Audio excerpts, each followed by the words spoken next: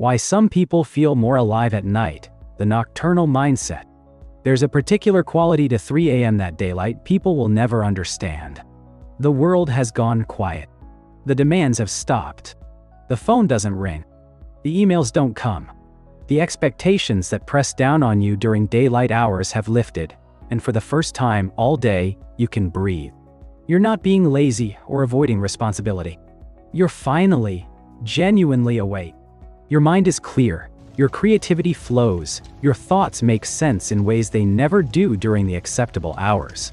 You feel like yourself in a way that daylight never allows. If this resonates, you're part of a misunderstood minority. Society has labeled you a night owl, but that term doesn't capture what's actually happening.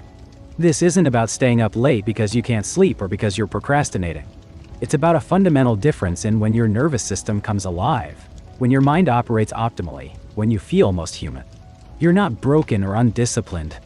You're nocturnal in a world designed for diurnal people, and that mismatch creates friction that most people don't understand, and that you've probably internalized as personal failure. Today we're exploring why some people genuinely feel more alive at night. Not the surface explanation about circadian rhythms, though we'll touch on that. We're going deeper into the psychology, the neurology, the personality patterns, and the social dynamics that make nighttime feel like home for certain minds. By the end, you'll understand that your nocturnal preference isn't a problem to fix. It's a pattern to understand and work with, rather than constantly fighting against. The first thing to understand is that chronotype, your natural preference for sleep and wake times, has a genetic component. It's not just habit or choice. Research by chronobiologist Till Roneberg shows that chronotype is heritable, influenced by multiple genes that affect your circadian clock. Some people have genetic variations that make their internal clock run longer than 24 hours, naturally pushing them toward later sleep and wake times. You didn't choose this any more than you chose your eye color. The circadian system is controlled primarily by the suprachiasmatic nucleus in your brain, which responds to light exposure to synchronize your internal rhythms with the external day-night cycle. But this synchronization isn't equally strong in everyone. Some people's clocks are more flexible, more responsive to light cues, easily adjusting to schedules.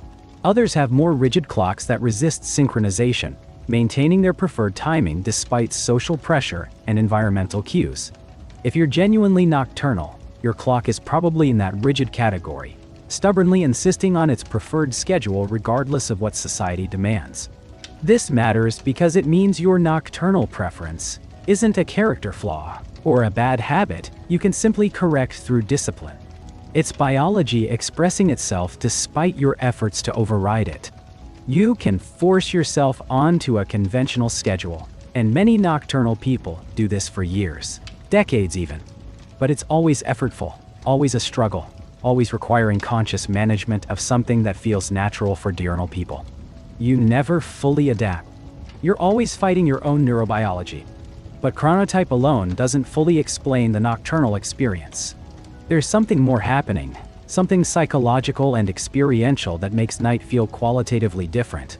Not just a different time to be awake, but a different state of consciousness entirely. The most consistent pattern in nocturnal people is what psychologists might call environmental sensitivity or sensory processing sensitivity. During daylight hours, the world is overwhelming.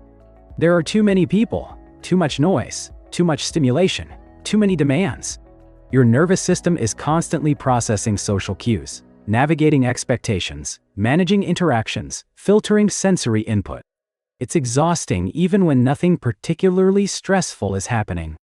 The sheer volume of stimulation during daylight hours keeps your system in a state of mild activation that prevents you from accessing your deeper mental resources. Psychologist Elaine Aron's research on highly sensitive persons shows that about 20% of people have nervous systems that process stimuli more deeply and react more strongly to environmental input. They're not more fragile or neurotic. They're processing more information at a more detailed level, which means they get overwhelmed faster. For highly sensitive people who are also nocturnal, daylight is a sensory assault that never stops. Night is relief, the stimulation finally dropping to manageable levels. But it's not just about reduced stimulation. Night has a different quality of stimulation one that suits certain nervous systems better. The darkness itself is calming, reducing visual input to a level that doesn't overwhelm. The silence allows you to hear your own thoughts instead of constantly filtering external noise. The absence of other people means you're not processing social information, which for introverts and socially anxious people is one of the most draining forms of mental effort. There's also the autonomy factor. During the day, you're subject to constant interruptions and demands. Your time isn't your own. People expect responses, require attention, make requests. Even if you're alone, you're aware that you could be interrupted at any moment. The possibility of intrusion keeps part of your mind on alert. At night, especially deep night, those demands stop. No one expects anything from you. You can disappear into your own mind without the obligation to be socially available. For people who feel constantly drained by others' expectations, this nighttime autonomy is psychologically essential. This connects to something called depletion sensitivity. Some people's cognitive and emotional resources deplete faster than others throughout the day. By evening, after hours of decisions, interactions, and managing your public self, you're depleted. But instead of wanting sleep, you want time to yourself, time without demands, time to replenish in solitude. Night provides this. As the world goes quiet, your resources start regenerating. What looks like staying up too late is actually necessary recovery time, rebuilding resources that daylight activities destroyed. There's also the creativity factor that many nocturnal people report. Night feels more conducive to creative work, to deep thinking, to flow states. This isn't just subjective. Research on cognitive performance across the day shows that different types of thinking peak at different times. Analytical, detail-oriented work often peaks in morning for most people. But insight, creative problem-solving and divergent thinking can actually improve as you get tired, because your brain's inhibitory control weakens. The mental filter that normally suppresses irrelevant connections relaxes, allowing more unusual associations and creative leaps. For nocturnal people whose brains don't wake fully until evening anyway, this creates a perfect storm of creativity. By the time night arrives, they're finally alert enough to focus, but their inhibitory control is relaxed enough to think creatively. The combination produces the optimal state for creative work. They're not procrastinating by working at night. They're working when their brain is actually capable of its best work. Psychologist Marike Weth's research on chronotype and problem solving found that people perform better on insight problems at their non-optimal time of day. Morning people solve insight problems better in the evening when they're slightly tired. Evening people solve them better in the morning when they're not fully awake. But here's the catch. Evening people often can't access that non-optimal morning time because they're asleep or barely functional. Their optimal time for creative work is evening and night, when they're alert but not rigid. There's another psychological pattern common in nocturnal people. They're often what's called revenge bedtime procrastination practitioners, though that term is misleading and judgmental. The concept comes from China, describing people who stay up late despite being tired, because it's the only time they have control over their schedule. During the day, their time belongs to work, family, obligations. Night is the only time that's truly theirs, so they stay up to reclaim some autonomy even at the cost of sleep. But for genuinely nocturnal people, this isn't procrastination. They're not sacrificing sleep. They're finally experiencing the time of day when they feel alive. Calling it procrastination assumes they should want to sleep at conventional hours, that staying up is deviation from healthy default. But if your default is nocturnal, staying up isn't deviation. It's finally accessing your natural state. This relates to what psychologists call time personality. Some people are very present-oriented, living in the moment. Others are future-oriented, always planning ahead. And some are what researcher Philip Zimbardo calls past-oriented, dwelling on memories and history. Nocturnal people often report that night feels timeless, that they lose track of hours, that clock time stops mattering. This isn't dysfunction. It's a different relationship with time that daylight doesn't permit, because daylight hours are rigidly scheduled, constantly referenced to clocks and appointments. At night, you can enter what Mihaly Csikszentmihalyi calls flow, complete absorption in activity where time perception distorts and self-consciousness disappears. Daylight rarely permits this because you're constantly checking the time, anticipating the next obligation, managing your schedule. Night's timelessness allows genuine flow, which is one of the most fulfilling psychological states humans can experience. Nocturnal people aren't wasting time at night. They're accessing states of consciousness that daylight structure prevents. There's also a personality dimension.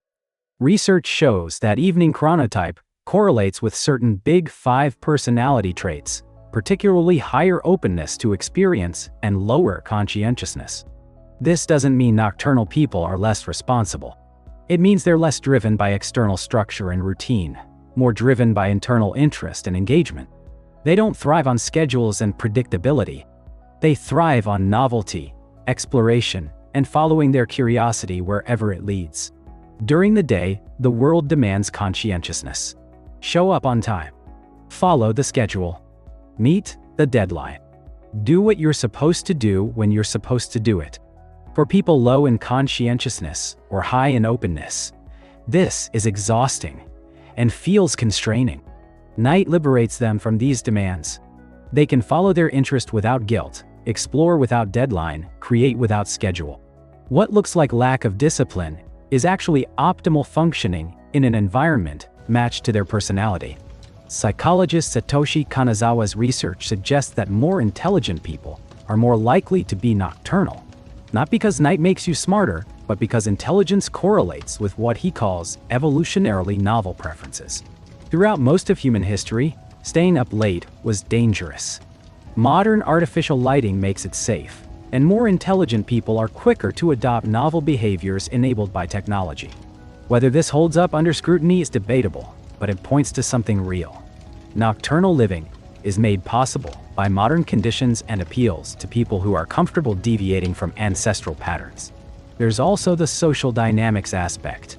Many nocturnal people report that they don't particularly like people, or more accurately, they find most social interaction draining rather than energizing.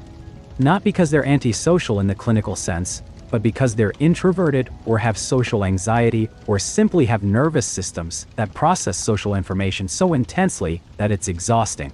Daylight hours, being peak social time, are peak exhaustion time. Night, when everyone else is asleep, is when they can finally relax because the social demands have ended. This creates a vicious cycle.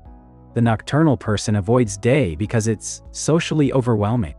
They thrive at night in solitude. This makes them seem antisocial or avoidant, which creates social judgment, which makes them want to avoid daylight social situations even more. They're not avoiding connection because they don't need it. They're avoiding the specific type of connection that happens during daylight hours under conditions that overwhelm their nervous system. Some nocturnal people report that they actually prefer online social interaction to in-person, and night is when online communities are most active for them. They're not antisocial. They're connecting in ways and at times that work for their nervous system. The internet has enabled forms of socialization that don't require real-time face-to-face interaction during specific culturally mandated hours. For some people, this is liberation, allowing connection without overwhelm. Another pattern is what might be called role relief. During the day, you perform roles. Employee, parent, partner, citizen. These roles come with expectations, behaviors, ways of being that might not feel authentic to who you actually are. At night, alone, you can drop the roles. You can be yourself without performance, without audience, without judgment. For people whose authentic self doesn't match their required daytime roles, night is the only time they feel genuine. This isn't about being fake during the day. It's about the inevitable gap between who you are and who various social contexts require you to be. Most people experience this gap, but can tolerate it or even enjoy the different facets of themselves expressed in different roles. But for some people, particularly those with strong introversion or non-conformist personalities, the gap is painful. Maintaining daytime roles depletes them. Night is when they can finally stop performing and just exist. Psychologist Carl Jung wrote about the persona, the mask we wear in public, versus the authentic self underneath. He believed psychological health required integration, making the persona and true self more aligned. But he also recognized that some gap is inevitable. For nocturnal people, the gap might be larger or more painful, and night is when they remove the mask entirely, breathing freely in ways that daylight doesn't permit. There's also the sensory preference angle. Some people are what occupational therapists call sensory seeking, needing high levels of stimulation to feel optimal. Others are sensory avoiding, needing low stimulation. Most people fall somewhere in between. Nocturnal people are often on the sensory avoiding end, finding daylight stimulation overwhelming. But interestingly, they're not seeking zero stimulation. They're seeking the right kind and level of stimulation, which night provides. Night has its own sensory richness if you're attuned to it. The quality of silence isn't absence of sound, but presence of subtle sounds, usually drowned out by day noise. The darkness isn't absence of light, but presence of different light, moon and stars and artificial glow, creating different visual experience. The coolness, the stillness, the particular feel of night air. These are positive stimuli, not just absence of day stimuli. Nocturnal people aren't seeking deprivation. They're seeking different sensory input that their nervous systems process more comfortably. There's an evolutionary speculation worth considering. Throughout human history, someone needed to stay awake at night to watch for threats. Having variation in chronotype meant that some people naturally stayed alert at night, protecting the sleeping group. This wasn't dysfunction. It was adaptive diversity. Maybe nocturnal people are expressing an ancient survival strategy, a genetic legacy of night watchers who kept the tribe safe while others slept. In modern context where night watching isn't needed, it looks like disorder. But it's not disorder. It's diversity that served evolutionary purposes and still represents valid variation in human functioning. Another element is what psychologist Mihaly Csikszentmihalyi identified as the need for optimal challenge. Flow states occur when skill level matches challenge level. Too easy, and you're bored. Too hard, and you're anxious. Just right, and you enter flow. For many nocturnal people, daylight presents challenges, mostly social and sensory, that are too difficult given their skill set and nervous system. They're in constant anxiety or overwhelm. Night reduces challenge to optimal level, allowing them to finally enter flow with whatever activity they're engaged in. This explains why nocturnal people often report being most productive at night, despite conventional wisdom, saying you should be tired. They're not fighting overwhelming input anymore. They're in their optimal challenge zone, which enables peak performance. What looks like perverse productivity, working when you should sleep, is actually working during your only available flow time. There's also the freedom from comparison. During the day, you're aware of what others are doing, how you measure up, whether you're meeting standards. Social comparison is constant and often painful. At night, alone, comparison stops. You're not competing with anyone, not measuring yourself against others, not feeling inadequate because everyone else seems to have it together. You're just doing your thing in your own way at your own pace. For people who struggle with comparison and perfectionism, this nighttime freedom from comparative pressure is psychologically essential. The modern world has created particular challenges for nocturnal people. Artificial lighting should theoretically make nocturnal living easier, and in some ways it does. But social structures remained rigidly diurnal. School starts early. Work starts early. Important meetings happen in morning. The world is organized for morning people, and everyone else is expected to adapt. This creates constant friction for nocturnal people, who spend their lives forcing themselves into schedules that never feel natural. The psychological cost of this is significant. Studies show that chronotype mismatch, being forced to live on a schedule that doesn't match your natural rhythm, correlates with depression, anxiety, poor health outcomes, and decreased cognitive performance. It's not that being nocturnal causes these problems. It's that living on a diurnal schedule, while being nocturnal, creates chronic stress and sleep deprivation. The problems come from the mismatch, not from the nocturnality itself. Research by chronobiologist Till Roneberg on social jet lag shows that most people experience a mismatch between their biological clock and social schedule, essentially living in a state of mild jet lag all the time. But evening chronotypes experience much more social jet lag than morning types because the mismatch is larger. They're not just slightly off. They're hours off, forcing themselves to be awake and functional during their biological night while fighting to sleep during their biological day. The solution isn't to force nocturnal people onto diurnal schedules. That's what we've been trying, and it doesn't work. The solution is to recognize chronotype diversity as legitimate variation and build more flexibility into social structures. Some jobs and schools are starting to do this, allowing flexible schedules that accommodate different chronotypes. But it's still seen as accommodation for deviation, rather than recognition of normal human variation. If you're nocturnal, you've probably internalized messages that you're lazy, undisciplined, avoiding responsibility, or somehow failing at basic life management.